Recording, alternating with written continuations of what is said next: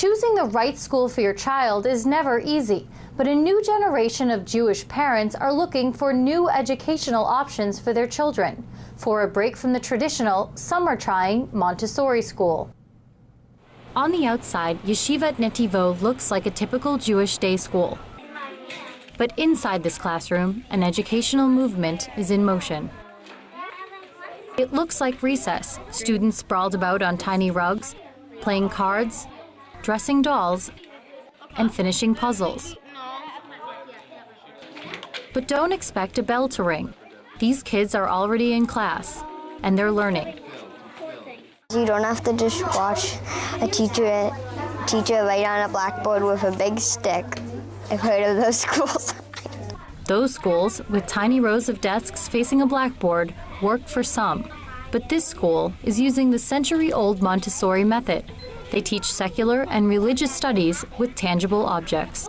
Your work is laid out and you can really see what you're doing. Math is a game, science an experiment, and religion is a song.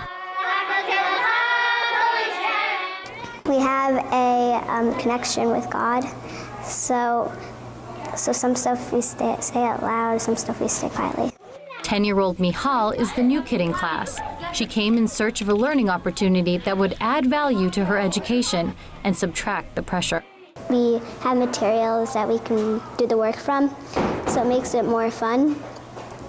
It's easier for me to understand what we're learning. Her parents picked up and moved to this neighborhood for the school. It's not traditional and it's not for everyone, but it's working. I see children who are becoming the people that they're going to be. Head of school Rivki Ross calls it synthesis, as secular and Hebrew studies complement each other. What we'd like to try to do is really create an environment in which they can synthesize the different parts. So if we can use math materials to reinforce the lessons that we're giving about charity, then we're really giving them a very complete way of becoming a person who is a whole Jewish person. Jewish Montessori education may date back to World War II, but a new generation of Jewish parents are choosing Montessori schools for their flexibility. I love that my kids get out of the car in the morning and run into school. They're excited to learn. Amy Petter-Lipstein is a parent and advocate of Montessori teaching. She believes the trend will continue despite the critics. Jewish parents are very involved in their kids' education. It's very important to them, but many of us remember having really uninspiring educational experiences ourselves.